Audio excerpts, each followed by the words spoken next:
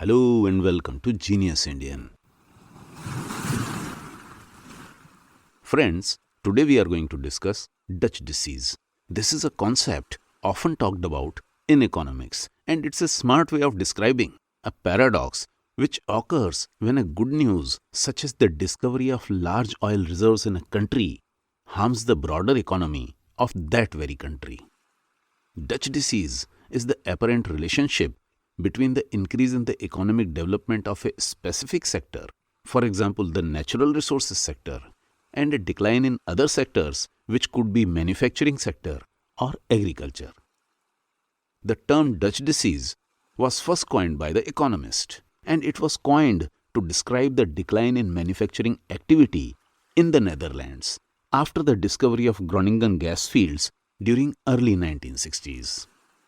The economic model describing the Dutch disease was developed much later in 1982 by the economists W. Max Corden and J. Peter Neri. The symptoms of Dutch disease include a rising currency value leading to a drop in exports and a loss of jobs to other countries. A resource boom affects this economy in two ways: spending effect and the resource movement effect. The spending effect occurs as a result of the extra revenue brought in by the resource boom.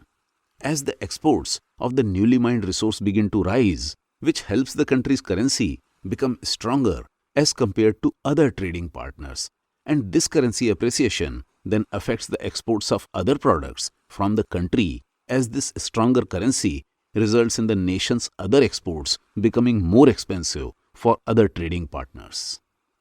Simultaneously, this leads to yet another problem. The imports from other countries become cheaper, and as a result, the country begins to import more products, which in turn begin to bleed the domestic businesses, domestic production, and domestic jobs.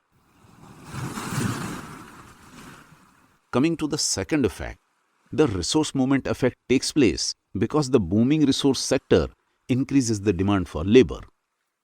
Newly discovered resource attracts lots of labor.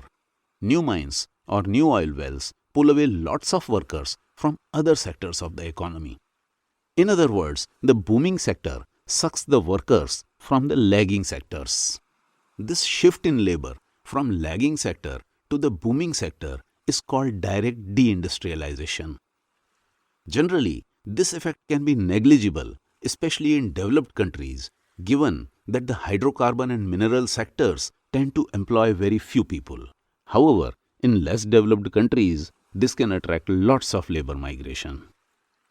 For example, during 1840s, during the California gold rush, a whole lot of Americans left their established jobs in other sectors and rushed to San Francisco to mine gold. During that time, agriculture was the main industry, and there were many farms which simply did not have the farm workers because they had all migrated to the western coast in search of gold. Simple trade models suggest that a country should specialize in industries in which it has a comparative advantage. So a country rich in natural resources would be better off specializing in the extraction of those natural resources. However, other theories suggest that this is highly risky, especially in case there is a depletion of natural resources.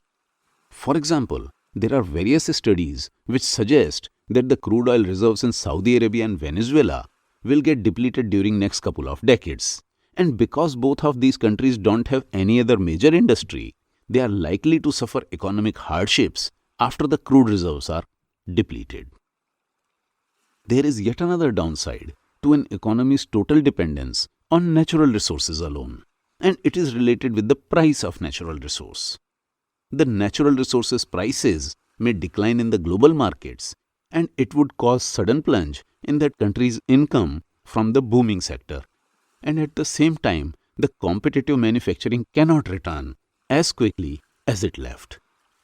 For example, during the first half of 2020, the price of crude oil fell sharply in the wake of coronavirus pandemic. And because of this, many shale oil companies in the United States and Canada became unprofitable, and because of this, the production was curtailed in these sectors. and many people were fired. However, they could not be employed instantly in other industries or other sectors, as the other manufacturing industries take their own sweet time to get operational, to get profitable, and achieve industry standard efficiencies. So the question arises, how to minimize the effects of Dutch disease? Well, there are two basic ways.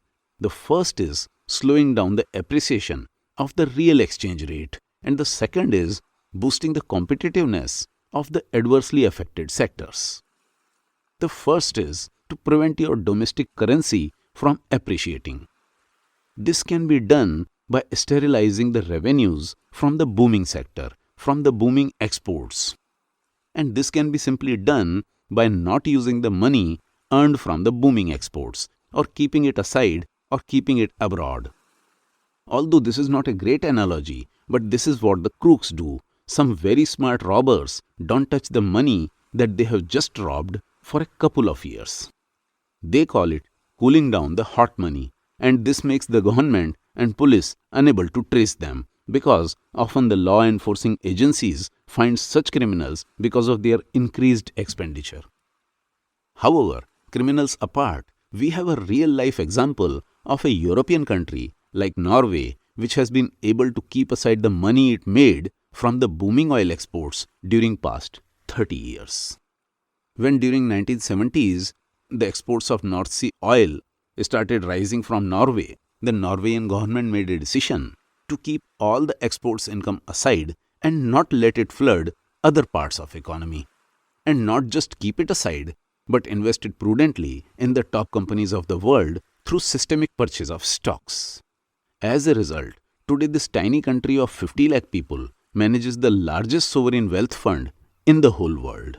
And as of today, the fund is worth more than $1 trillion, which includes 1.4% of all global stocks and shares, as well as vast portfolios of real estate and fixed income investments. Now, this $1 trillion may not make a lot of sense, but let us look at it this way. If this fund was liquidated and all the wealth was equally distributed among the people of Norway, each Norwegian person will receive almost $200,000 instantly. So friends, this was a brief intro to the concept of Dutch disease. In the next episode, we will discuss yet another topic important for our personal and professional growth. So please don't miss it.